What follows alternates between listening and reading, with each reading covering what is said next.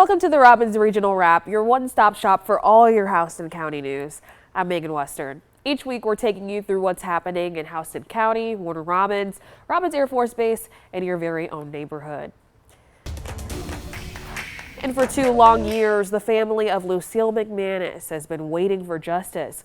This week, emotional testimony filled the Houston County Courthouse as her killer learned his fate. Elizabeth Hunter was there as the sentence was read. She was my best friend, and even though I'm an adult with children of my own now, I still deeply need her here. Justice may be served, but for the ones left behind, it doesn't feel like a victory. I can't tell her how sorry I am and how selfish I feel for not eating Thanksgiving lunch with her the day before she was brutally beaten and abused to death. 57-year-old Brian McManus will spend the rest of his life behind bars. On November 24th of 2023, my beautiful, kind, and loving Mima was ripped away from my family very brutally by a selfish, cold-blooded monster. McManus, who was a former police officer in London, married Lucille to receive green card status. When she threatened to tell police their marriage was a sham, prosecutors said Brian planned her murder. It involved clear premeditation with a plan to commit the murder, cover up the murder, and then get out of town, get away with the murder. Brian tried to stage his wife's death as a suicide, but last week, jurors found him guilty of malice murder. District Attorney Eric Edwards says 27 witnesses took the stand and 300 pieces of evidence were presented. Both in terms of number of witnesses and pieces of evidence presented, both were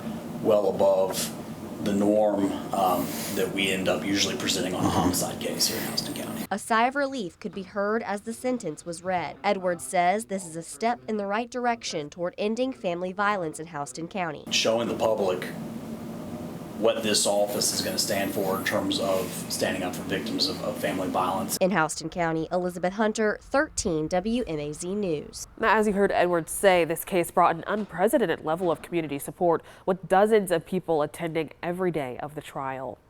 And this week, we also learned that Houston County is seeing a troubling rise in homicides this year, and most are connected to family violence. Now, local law enforcement is rolling out a new initiative they hope will save lives. Elizabeth Hunter shares how you can break the cycle if you make a call.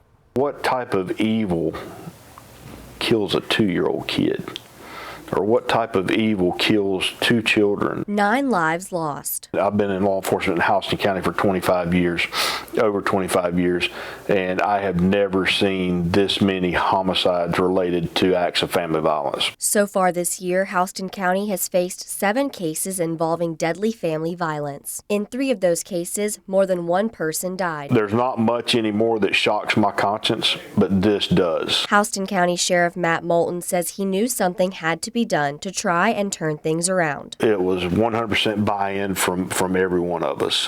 We knew it was something we needed to do. All 4 law enforcement agencies in Houston County teamed up with Crime Stoppers to create an anonymous tip line. This tip line will allow victims, family members, and friends to notify law enforcement if they think someone they know is stuck in an unsafe situation. Anybody, a next door neighbor, if you're outside grilling out and you hear an argument coming from next door, you can contact Crime Stoppers, report that tip to Crime Stoppers. It'll get relayed to law enforcement and you remain anonymous. Moulton says it is better to report and be wrong than not report and regret it later. The best thing is if you're not sure, call. Let law enforcement respond. The initiative's motto is break the cycle, make the call. Moulton says they don't know if you or a loved one needs help unless you take that first step by calling. In Houston County, Elizabeth Hunter, 13 WMAZ News. Now, you can call that emergency tip line at 1-877-68-CRIME. Again, you will remain anonymous. Now, all 4 Houston County law enforcement agencies are taking part in this new initiative to tackle family violence, and we're told it'll help provide quicker responses. Elizabeth Hunter talked to local groups that fight domestic violence about why this effort is so important. A 2-year-old to an 80-year-old, can you imagine? I just can't imagine that happening. This year, 9 people have been killed due to family violence in Houston County. The numbers are staggering this year. At Monday's news conference, Perry Police Chief Alan Everidge said 9% of their cases last year involved family violence. At the rate they are going this year, they could pass that. LaDelia Snell, Executive Director for the Salvation Army Safe House, says she sees that herself. We've seen a rise in people wanting to come to the shelter as well as calling for legal advocacy. community. Snell says she sees Houston County's tip line as a step in the right direction to help victims. I'm very hopeful that people will see this and want to reach out for services for themselves, want to refer others for services. Gloria Cisse with the Southern Center for Choice Theory agrees. She says organizations and law enforcement working together will help more people. We can only end things if people know they exist, one. And two, if people know that there is a solution and that somebody is willing to help them to get to where it is they say they want to be. Snell says the more people they can get the word out to, the better. Letting victims know that you can go from being a survivor to a thriver. Snell says once you make the call to Crime Stoppers, call her next. We want to be able to offer our services such as temporary protective orders assistance, shelter, 24-hour crisis line. We assist with relocation assistance as well as counseling. In Houston County, Elizabeth Hunter, 13 WMAZ News. Now again, if you need help or if you're worried that someone you know might be in an unsafe relationship, you can call the Crime Stoppers tip line at 1-877-68-CRIME. And a Warner Robins couple says that bats have been flying out of their air conditioning unit for 2 weeks. They tell us they've killed 11 of them so far and claim that the housing authority still hasn't replaced their unit. Jasmine Lee shows us what the couple is dealing with. We don't want to live like this. For nearly 2 weeks, Jennifer Piontek and her fiance have been living with their heads ducked and on a swivel. They've lived at Kemp Harrison Home since October. The complex is owned by the Warner Robins Housing Authority. She says it started with a strange noise coming from the air conditioning unit. Then the bats began flying out. They're coming in either through the vents up here or through the crack down on the bottom. She says they've landed on walls, flown through the kitchen, and even crashed into a saucepan while she was cooking. And with her autoimmune disease, the health department advised her to get a rabies vaccination. When she called the housing authority, they said they can't enter the property because the bats are a dangerous species. But after code enforcement confirmed the bats are coming through the AC unit, management told her they plan to replace it by Thursday. Now, I did come here to the Warner Robins Housing Authority office to get answers. They declined an on-camera interview but told me someone may be in contact with me in the next few days. Meanwhile, Jennifer Piontek is trying to stay safe and hold on to some peace of mind. It's tough with what they're not willing to do. I mean, they're not taking this as a priority, and I think 11 bats in 15 days is just crazy. The couple has been staying with family since July 1st, hoping to soon feel comfortable back in their home. Reporting in Warner Robins, Jasmine Lee, 13 WMAZ News. Now, the Georgia Department of Natural Resources says that bats are protected wildlife and removal usually requires special permits or licensed exclusion work. Bats in your home might seem kind of scary, but they're usually lost and not dangerous. Experts say that some bat species use buildings for safety and warmth, and they most often come out in the summer, and many are federally protected. Now, if you find a bat inside, don't touch it. Instead, you're asked to call a bat rescuer or a wildlife agency. If you do have to remove it, don't chase it, let it settle down, and then trap it with a box and remove it.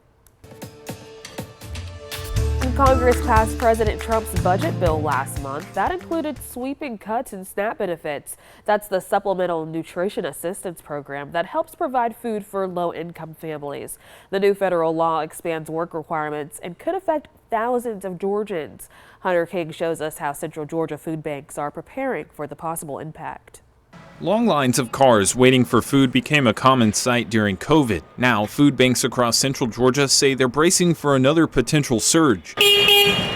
Kathy McCollum runs the Middle Georgia Community Food Bank, which works with more than 100 smaller food banks. We're expecting a lot of people who have had the SNAP benefits in the past to not qualify. The new federal law raises the work requirements for recipients from age 54 to 64. And for the first time, it requires parents of children 14 and older to work. The SNAP benefits program has been the best way to take care of neighbors who need food assistance. Central Georgians who lose SNAP benefits may turn to one of the dozens of food pantries here. Here at CSM Food Bank in Warner Robins, they collect canned goods like this every single week, and they hand them out to over 100 people on average. Director Ed Gonzalez says the operation runs like clockwork twice a week. We start here normally with juices. Sometimes we have spaghetti and spaghetti sauce is available. He's expecting up to 50 additional families per week, but says they're prepared. Most of them are genuine need. Most of the people that come in here are in actual need of help. The Middle Georgia Community Food Bank says it serves over 117,000 food insecure neighbors across 24 counties. That's 1 in 7 people and 1 in 4 children. McCollum says food banks are already seeing reduced supplies from the USDA due to federal policy changes. She says that would create a double challenge if demands increase. Reporting in Warner Robins, Hunter King, 13 WMAZ News. Now, those SNAP changes are going to phase in over the next several years. If you're already receiving SNAP benefits, the work requirement takes effect next year. It will take effect immediately if you're applying to receive benefits. The Middle Georgia Community Food Bank says they can turn every dollar donated into 8 meals for families in need. And business is booming in Houston County. Jack Link's new beef jerky plant on Perry Parkway opened its doors at the end of June. The plant is set to bring in hundreds of jobs to Central Georgia. Elizabeth Hunter spoke with the city leader to hear what this big project means.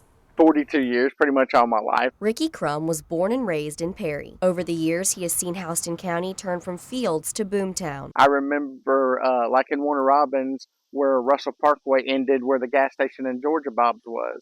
So it has definitely grown up in the past years. Crum says even though there is a lot of growth, there is no better place to live. Very family friendly, good place to raise kids. The education here is very phenomenal, great teachers. You couldn't ask for a better place to, raise a family. Crum says one positive to the growth is the number of jobs coming in. Myself, working and then kids that are coming up that, may not want to go to college, but they just want to go straight into the workforce. That's a good opportunity for them. And actually, you can make a good living. Holly Wharton, Perry's Economic Development Director, says bringing jobs in was one of the major factors they considered when welcoming Jack Link's. We get more and more residents every year, so this is another way that they can be employed here locally and not have to travel to, a surrounding area for work. Jack Link's has already filled 150 positions. As production ramps up, the company plans to hire at least 350 more people. Wharton says Jack Link's is an important addition in helping Perry grow. Perry is a growing community. We have something special here, and so even though Jack Link saw that, a lot of other residents are seeing it too. It's all just a bigger part of the growth story for Perry. In Perry, Elizabeth Hunter, 13 WMAZ News. Now, if you're interested in applying to a position at Jack Link's, you can look for this story on 13WMAZ.com. And here's a story that comes straight from the heart. An orphanage in Honduras now has 24/7 telemedicine thanks to a business in Houston County. Their charity is helping hundreds of children a continent away. Elizabeth Hunter explains how it all came about. I felt like the Holy Spirit was calling me to ask them, hey, can I be part of your family? Tony and Lance Slade had no idea when they adopted their son Henson from an orphanage in Honduras that it would change their lives and countless others. They actually got to see all 199 kids got taken and got physicals done. For the last 3 years, Woodlands Coffee Roasters and Cafe volunteers have traveled to Honduras to help the children at Orphanage Emmanuel. I view it as an opportunity to give back, to serve those who served me and took care of me when I needed it the most. So for me, it is a blessing and I enjoy doing it. The first 2 years, volunteers taught kids how to grow coffee plants so they have a future career. When they leave the orphanage at 16, 17, 18 years of age, they have a trade and a career to support themselves and their families. This year, Woodlands took it a step further by partnering with Mercer on a mission. 5 medical school students and 4 doctors joined the trip to give medical aid. They lost both nurses that take care of the kids inside the orphanage in the last 3 months. They weren't having any medical personnel to be able to watch the kids in that setting. The medical volunteers gave physicals and brought more than 3 dozen suitcases of medicine. The students set up a telemedicine system so even when they aren't in Honduras, the kids can still get life-saving care. So now there's a Google Drive